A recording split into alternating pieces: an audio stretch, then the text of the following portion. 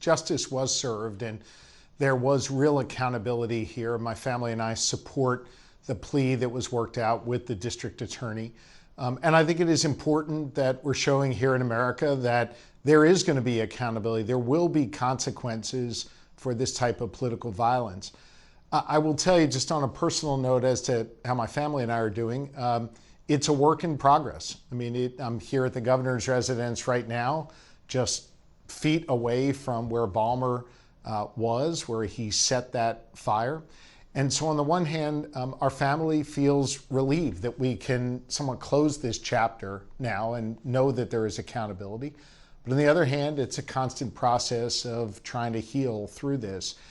And I'll just say on a very personal note, Jake, not even as a governor, but just as a dad, the notion that doing the job that I love so much, right, serving my fellow Pennsylvanians, that would put my kids' lives at risk, that would put my wife's life at risk, let alone my own, that's a hard thing to work through. And I'm not going to be deterred from doing this work. I'm not going to be deterred from fighting for the good people of Pennsylvania every day. But this is not without its toll. There are example after example, sadly, in this country of people walking around with the physical toll of political violence, like Paul Pelosi or Gabby Giffords. But there's an emotional toll as well, and that is something my family and I continue to work through. You know, Jake, I've been trying to unsee that video for the last 6 months. And today, really, for the first time, Pennsylvanians, Americans saw that video. They saw just the way in which he lied in wait on the grounds of the governor's residence, the way he smashed with a metal hammer the window and threw a Molotov cocktail and ignited a massive fire here, the way he used that same hammer to break in, and the way he used that hammer to try and bust through the doors that are literally right behind the camera I'm talking to you on right now, where if he was successful at getting through those doors, he would have been in the living quarters here at the governor's residence and been just steps away from my family and I.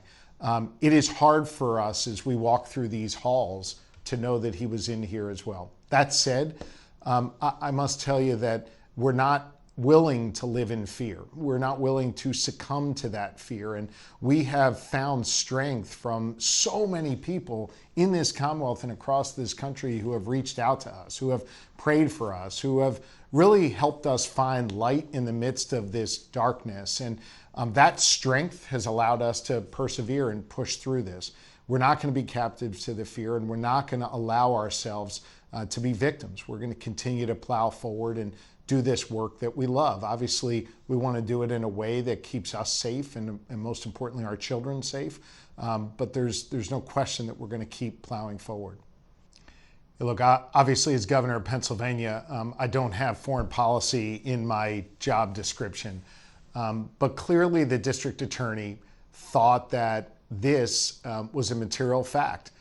He read it in court today. It was part of the evidence that he wanted introduced and on the record when he laid out the rationale for this stiff sentence when the defendant accepted and pled guilty to all of the charges before him.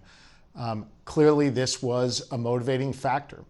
And it goes back to what I was saying before. Whatever is motivating this political violence in this country, it needs to stop, whether it's targeting me because of my faith, whether it's targeting someone else because of their ideology.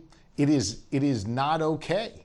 And I think we need all leaders to speak and act with moral clarity, to call it out, to condemn it, and to try and take down the temperature so we don't end up in situations like this where public officials are targeted because of their faith or their feelings or their ideology. It's not okay.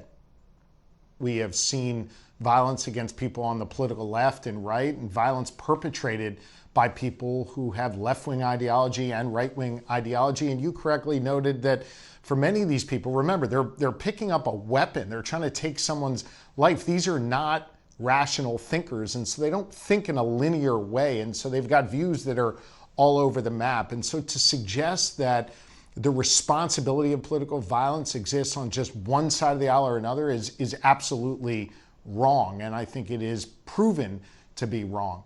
I think it is also important to note that after Butler, I was there calling it out, as were others. And what that is, I think, indicative of is my view that we need political leaders to call out the violence that we're seeing in the political violence that we're seeing. We need leaders to call it out no matter who is perpetrating it or no matter who is a target. And the third point here related to the president is the president has been a victim of this violence. He should know better. He should want to bring down the temperature, and yet he's been cherry picking which violence he wants to condemn and which violence that he's going to let pass. It was horrific what happened to Charlie Kirk, and the president was right to call that out. But it was also horrific what happened to Speaker Hortman in Minnesota just a few weeks prior. He should have called that out as well. Just cherry picking which violence we're going to condemn ends up actually ratcheting up the temperature and making some people feel like there's a pass that a little bit of political violence is okay as long as it's directed in a certain way or against a certain type of person.